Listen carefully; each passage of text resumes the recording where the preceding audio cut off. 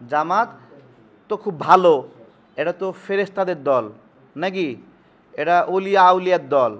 এখন জামাত যেহেতু ফেরেশতা ওলিয়া আউলিয়া, তারা এলাকায় এলাকায় জনপ্রতিনিধি হিসেবে নির্বাচন করবে, তাদের ফেরেশতারা নির্বাচিত হবে, সংসদে যাবে, সংসদে যায় জামাত ক্ষমতায় গিয়ে পিআর বাস্তবায়ন করবে। কিন্তু জনগণের দোহাই দিয়ে যাদের আজীবন ভোট 7%, 5%, 6%, তারা বাকি 97% মানুষের বিরুদ্ধে গিয়ে পিআর চাপায় দেবে, এটা হতে পারবে না। জামাত সার্বিকভাবে দেখাক তারা তাদেরকে নিয়ে রাজনীতি করছে। জামাত চরমোনায় সব কিছু মিলে 10% হয় কিনা তারা আগে সেই পরীক্ষা দেখ।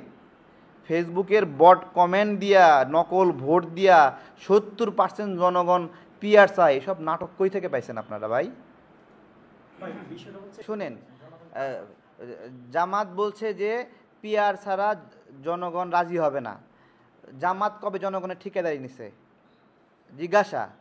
তারা কখনো 20টা আসন পাইছে, 30টা আসন পাইছে, 100 আসন পাইছে? হ্যাঁ, সবগুলো আসন সারা বাংলাদেশের ইতিহাসে নিয়ে 100টা হবে? তারা জনগণের ঠিকাদারি তাদেরকে কে দিল? 2টা, 3টা, 5টা করে আসন পেয়ে তারা জনগণের ঠিকাদারি নিয়ে নেবে, এইটা তো তাদেরকে দেওয়া হয়নি। তারা যেই দিন এই যে তারা, আমি বলি জনপ্রতিনিধি নির্বাচন না, জামাত তো খুব ভালো, এটা তো ফেরেশতাদের দল নাকি, এটা ওলিয়া আউলিয়ার দল।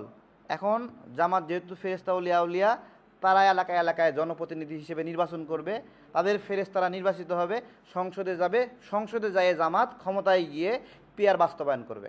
কিন্তু জনগণের দোহাই দিয়ে যাদের আজীবন ভোট 7%, 5%, 6%, তারা বাকি 97% মানুষের বিরুদ্ধে গিয়ে পিআর চাপায় দেবে, এটা হতে পারবে না।